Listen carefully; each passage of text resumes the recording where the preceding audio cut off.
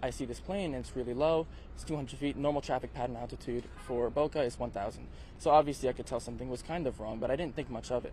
When I was in class, since our instructor for the class is the chief pilot of our flight school at Boca Airport, he told us exactly what happened, and my mind immediately thought of that plane because it was not that long after I saw it. So yeah, it kind of shook me a little bit. The aircraft had apparently some mechanical issues and went down here on Military Trail. It went down. Also, there was a car on the ground. We will at this time confirm there were 3 fatalities in the aircraft, and there was 1 injury on the ground, non-life-threatening. 3 on the plane, 3 souls on board, and we can confirm those were all fatalities. 1 gentleman on the ground he hit a tree because of all the debris and the fire. It's non-life-threatening injuries on him. We treated him and sent him to the hospital.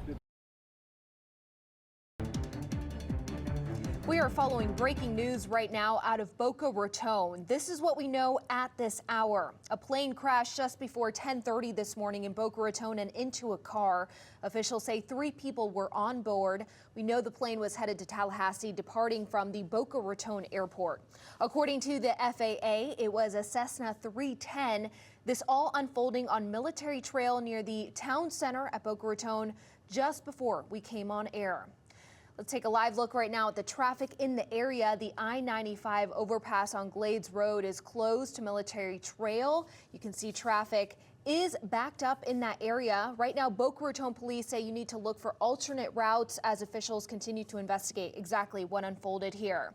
Let's go straight out to Al Peffley live at the scene with what we know at this hour. Al. Well, we got here a short time ago. The police have not yet released any information, but we are getting some information from the FAA. The plane went down, as you pointed out, at about 10:20 this morning. Let's go to some video that we have shot that shows you the scene here in Boca Raton at the intersection of I-95 and Glades Road. As we understand it, the FAA says the plane was heading to Tallahassee, so it apparently had taken off a short time before it crashed here. We don't know exactly why it went down. We hope to find out more from the police or from the FAA in a short time. As you said, there were 3 people on board the plane. We do believe there are some fatalities, but we have not been able to confirm yet how many fatalities. The scene here has resulted in quite a traffic tie-up on I-95. They have shut down this section of Military Trail behind me here while they investigate the scene. They've also shut down, I believe, Glades Road as it heads through the area there near the Town Center Mall. From where we're standing right now, we can see there is a white car down the street from where we're standing about 100 yards that appears to have been on fire at some point. It's near some railroad tracks. So again, a plane went down here near Military Trail and Glades Road at about 10:20 this morning. 3 people on board. A Cessna 310 heading for Tallahassee, but exactly why it crashed, we're not sure. We did speak to a couple of people who said they were in an office building nearby. They happened to look out the window and noticed this plane was flying very, very low. They realized right away something wasn't right. They told me they did not hear the engine sputtering, but the plane disappeared below the tree line, and then they saw this huge smoke column rising from that area. They concluded, obviously, that the plane had gone down. So the police are here, the Boca Raton police are here, fire rescue is here. As soon as they give us more information, we'll hopefully be able to provide more details on exactly what happened, why the plane went down, and where they now go from here, where the investigation is going to go from here. As soon as we have more information, we'll be certainly getting back to you on that. Live in Boca Raton, Al Peffley, CBS 12 News.